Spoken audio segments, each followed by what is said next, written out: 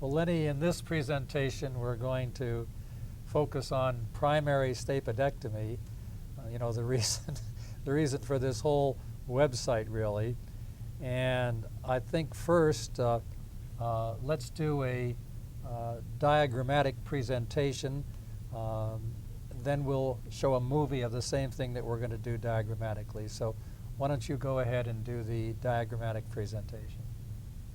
Thank you, Bill.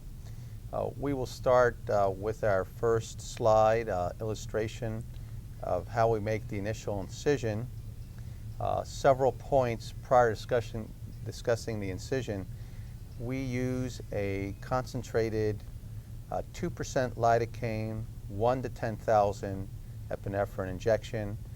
Once the patient is sedated, we use a nasal speculum to dilate the lateral portion of the external auditory canal and inject slowly in at least 4 quadrants. Once the patient is further sedated, we'll do a more medial injection in at least 4 quadrants with the same anesthetic. We will take a speculum and then dilate the ear canal, usually starting with a 4 or 5 millimeter speculum, and irrigating the ear canal out to wash out any debris. We make sure that we see the lateral process or short process of the malleus so that we can create an adequate tympanomeatal flap. We will take a number 1 myringotomy knife or a Guilford in order to create the incisions, and they are short strokes starting superiorly, extending out about 6 to 7 millimeters, and curving inferiorly and continuing back towards the annulus. That would be the superior incision. Then you're going to make an inferior incision and end up with almost a V. So there are 2 incisions that then meet in the middle. We do switch hands. For instance, when we operate on the right ear, the superior incision we will make with the right hand. The inferior incision we will make with the left hand. And then we'll connect those 2 incisions with our posterior incision. I recommend practicing in the bone lab using both hands. We will also use gel foam soaked with lidocaine and epinephrine for hemostasis. We will then create the stability using the speculum holder with the largest speculum that we can use. If there's a significant amount of bleeding that can't be controlled with the gel foam lidocaine epinephrine, we will occasionally use a cautery by touching the suction very gently. Lenny, let me just add one thing about the speculi.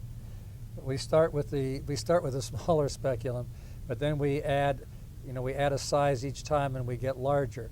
And what we do is while we're irrigating and while we're injecting, remember the speculum is oval shaped, we will turn the speculum so we're dilating the canal with the speculum.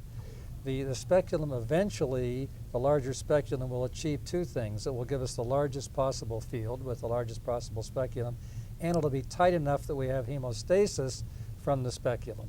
The speculum holder will also immobilize the patient's head.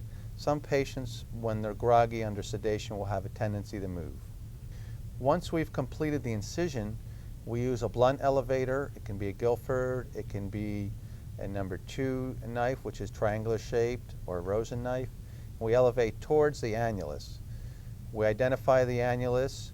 We will often increase the magnification from 10 to 16, and then we will use an instrument called a light blunt, a curved blunted instrument, to lift the annulus out of its groove from the superior incision down to the inferior incision. We highly recommend that you search for the annulus in its superior portion. It's much easier to identify it. You will also avoid tearing the flap or perhaps tearing the tympanic membrane where that would happen if you're exposing the area inferiorly. Once you lifted up the annulus, we will take a gel foam soaked epinephrine lidocaine sponge and place it in the middle ear. This helps with the hemostasis as well as with the local anesthesia in the middle ear. We will then identify the chorda tympani, and we will search for the malleus. It is very important to palpate the malleus. A certain percentage of otosclerotics will have a fixed or partially fixed malleus, and it's a good habit to get into for all your chronic ear work or your stapedectomy work. You'll sometimes have to rotate the table away in order to see the malleus, and we really prefer to see the malleus and palpate it. In a very anterior malleus, you'll sometimes only be able to palpate it, but that's quite an unusual circumstance. In stapedectomy, a totally fixed malleus is the only malleus problem that is a problem. If the malleus doesn't move quite as well or is almost totally fixed but not fixed, this is not a fixed malleus. We've done studies on that. We'll get the same results with a malleus that moves around like this as one that moves a tiny bit. So we use the same instrument every time, and totally fixed means exactly that. Unless it's totally fixed, it's not going to be a factor. We will generally curette from superior to inferior and starting lateral to medial, preserving the chorda tympani nerve. We will dissect the chorda tympani nerve out of its groove. We want to see the facial nerve, the facial canal. We want to see the pyramidal eminence so we can see the entire stapedius tendon. Also want to make sure that you have room for your incudostapedial joint knife. So look at the facial nerve, the origin of the stapes tendon, and do I have enough room to separate the incudostapedial joint? Exposure is the key to all surgery, and even more so in microsurgery of the middle ear. It is crucial. Dr. Lippy, when I trained with him, often said, if you explore middle ear, you don't see adequate curettage. He was an inexperienced surgeon. This can't be overemphasized. We will use moistened gel foam pledgets to remove the curetages, because we don't want bone spicules sitting under the tympanomeatal flap or getting in the middle ear, which could cause a future fixation problem. Our next slide illustrates the excellent exposure that we've mentioned. It is very important to palpate the superstructure, but even more important to palpate the footplate.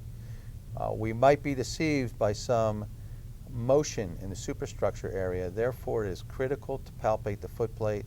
That is the decisive examination to get the diagnosis of fixed stapes and otosclerosis. Once we have diagnosed that, we will then make a control hole in the footplate area. This assumes several things. One, that we can see the footplate. We might not always see the footplate because of an overhanging facial nerve or facial canal, and or an overhanging promontory. We might make a control hole by palpation.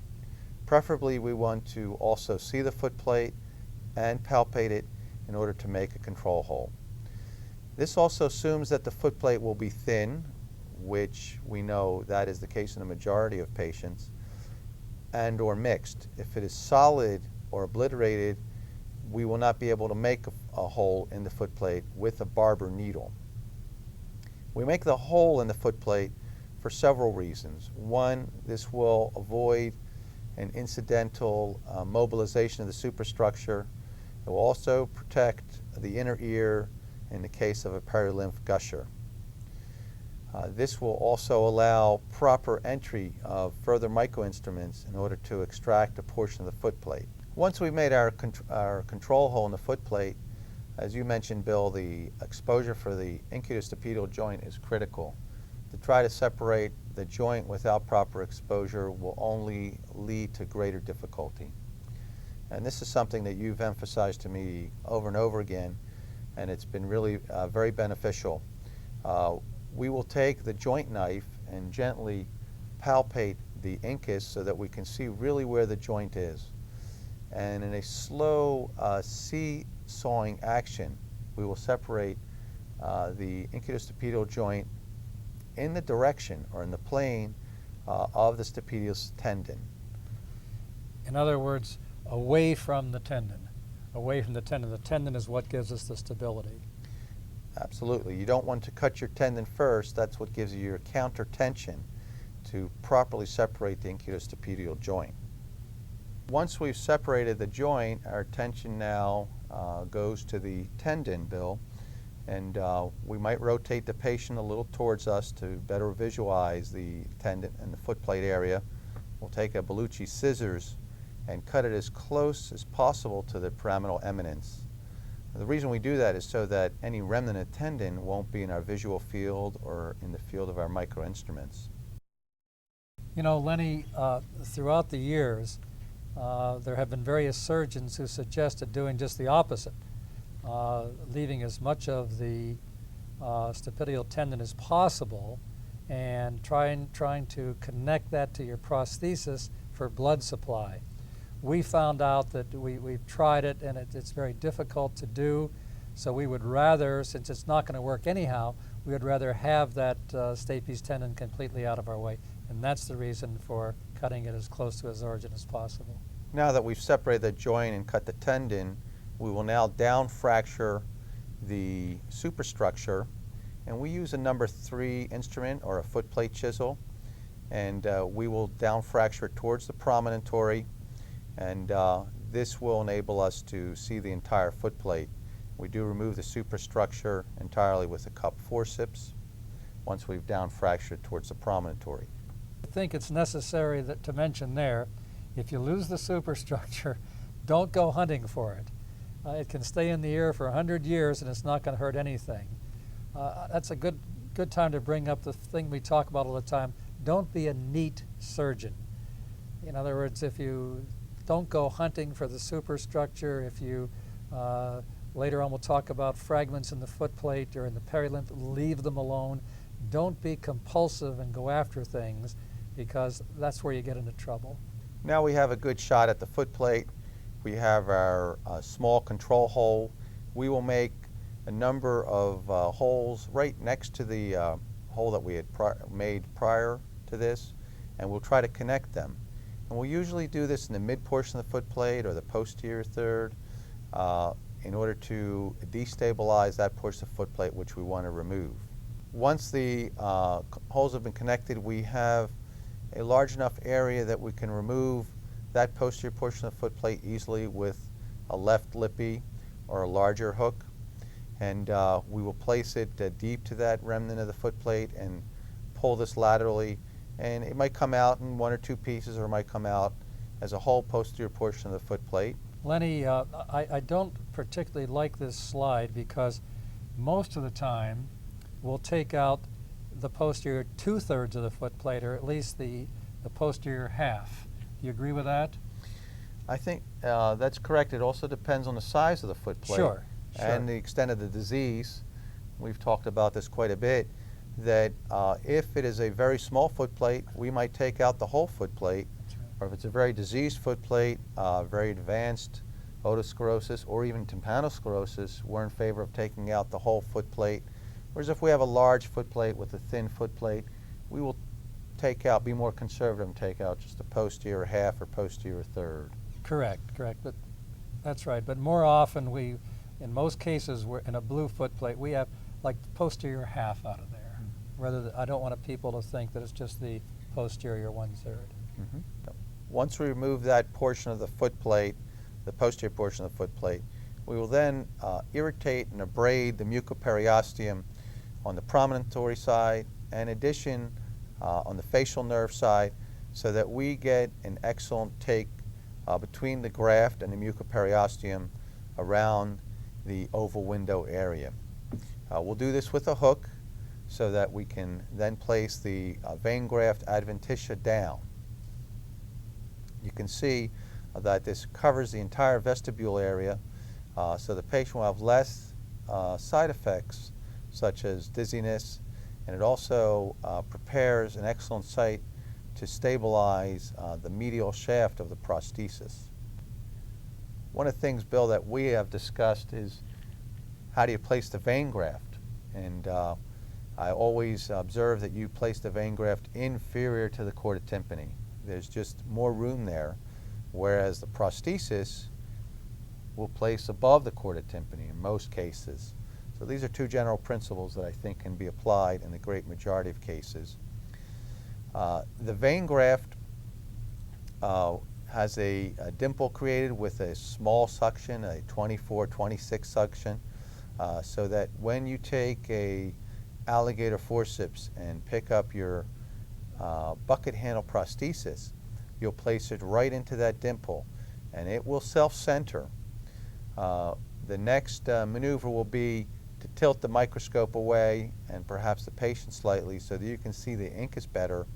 And we will take two instruments, one called an incus hook, and you'll place that in your left hand, and a strut guide in your right hand, and you'll simultaneously lift up the incus and gently press down with that strut guide on the bucket handle. First you'll place your incus hook medial to that incus, and you'll lift up, and in most cases this will almost go in instantaneously. The incus lenticular process fitting very nicely into the bucket handle.